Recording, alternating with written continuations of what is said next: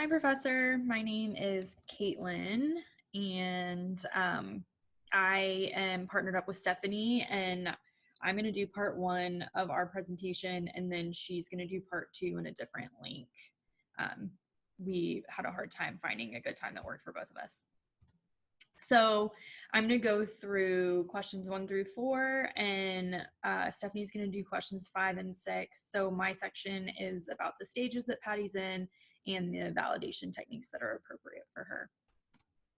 So Patty, I know you wrote this case study, but it was just easier for me to kind of do an overview to pick out what stages she was in. So she's 79, she's a female, she lives in Florida with her husband, Joe. She has 2 kids. Her daughter's out of state and is the oldest, and her son lives in Florida close by. She was a teacher and retired at 65. So she's been retired for about 14 years. She has a history of gambling that's caused some turmoil in her life. Her husband threatened to leave her once, and she lost her father, and that made her return to gambling. She lost their retirement savings and their home due to her gambling. And she was diagnosed with Alzheimer's in August of 2020. So Patty is in the time confused stage of resolution.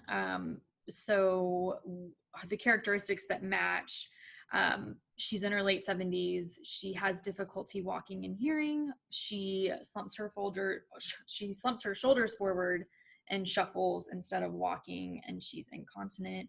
Some of the psychological characteristics that Patty has that match the time confused stage is failure to recognize family.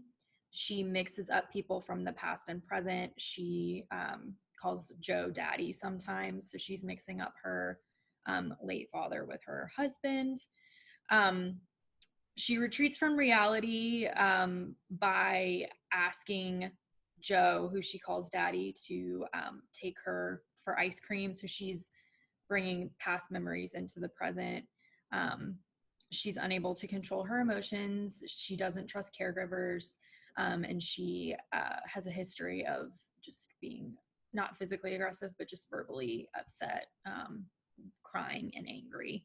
And I used one of your PowerPoints to pick what stage Patty was in. So that's what that citation is down there. Patty is also in the middle stage of Alzheimer's, and that's based on some of the signs that were included in the case study. She's forgetful of personal history. She has difficulty selecting clothes for the occasion. She wore a ball gown grocery shopping. She has difficulty controlling her bladder and bowels. She has, and it's becoming more common for her to wander and become lost. She was missing for 24 hours, so that's concerning. And she's having suspicious behavior and delusions, again, going back to confusing her husband for her father. But one thing too to note is she's showing some early stage signs as well. By misplacing valuables, she's unable to retrace her steps to be able to find the valuables that she's missing. So some of the validation techniques that would work best for Patty, these are techniques that are great to use for the resolution stage that Patty is in.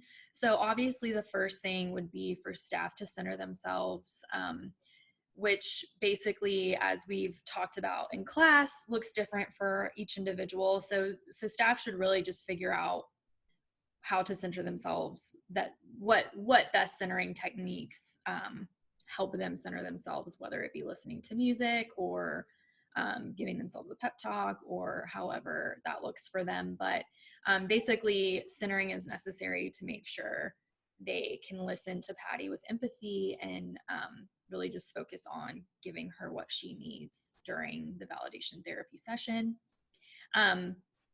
Another thing that Patty would need is just the use of non-threatening factual words, direct and prolonged eye contact, observing and matching her emotions, and doing a clear and loving tone of voice when talking with Patty.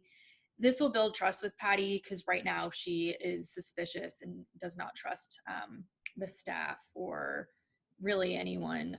So these would just be helpful in making building a better relationship with staff and Patty.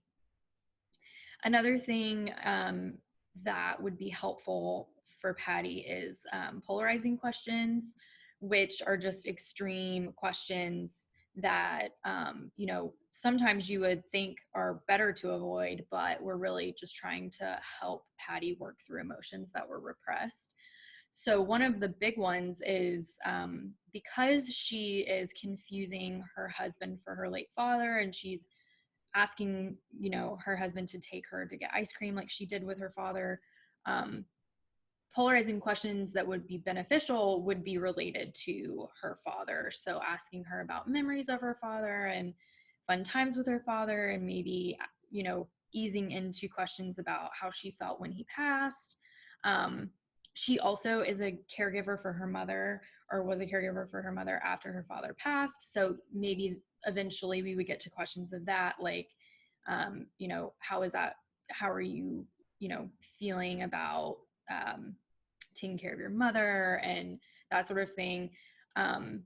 So polarity, I in my self-reflection wrote that I think that would be a difficult technique to master, because it's important to find a balance of asking helpful questions without causing distress. So we don't want to stress Patty out, but we want to start with maybe like not as extreme questions, and then moving towards maybe more emotional questions just to help her process her grief, since she hasn't done that yet.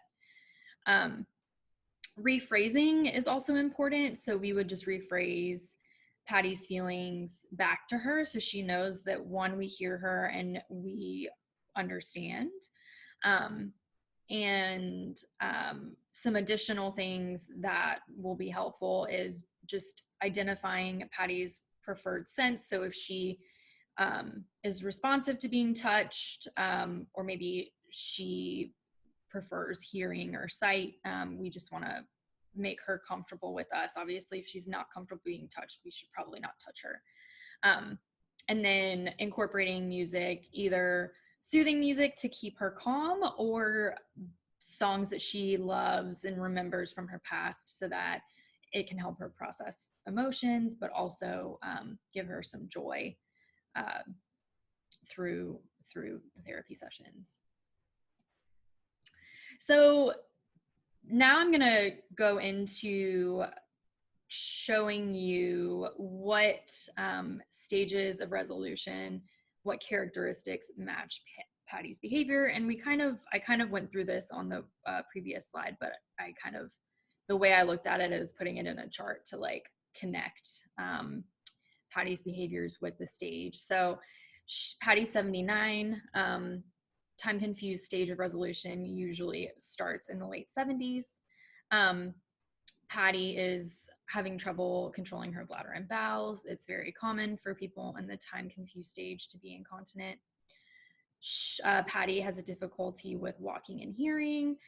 And again, time confused individuals in that stage have difficulty with walking, hearing, or seeing. She has 2 of those. And then one of the obvious ones is Patty slumps forward and shuffles with her walker versus being able to walk, upright. And that's, you can see in the time confused stage column, shoulders slumping forward and causing them to shuffle is common, or is a sign of this stage. Psychological characteristics. On the left is the time confused stage. On the right is Patty's behaviors, and all of this was pulled from your PowerPoints. So time confused stage, it's common for individuals to mix up people of past and present. We've already talked about how Patty refers to her husband as daddy, and her husband, or I'm sorry, her father has passed. So that's very obvious indicator that she's in the time confused stage. She's unable to control her emotions. She fails to recognize family, and she does not trust caregivers.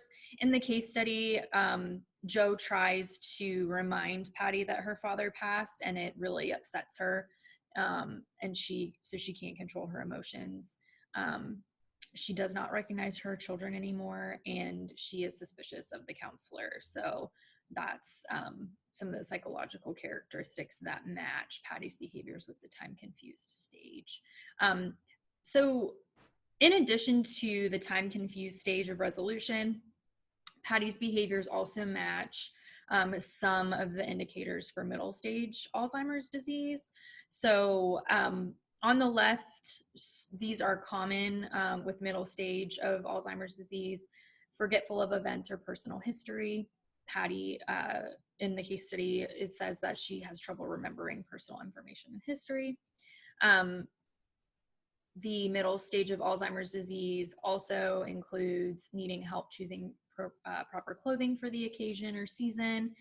We already talked about how Patty wore an evening gown to the grocery store, so obviously that is something that she struggles with.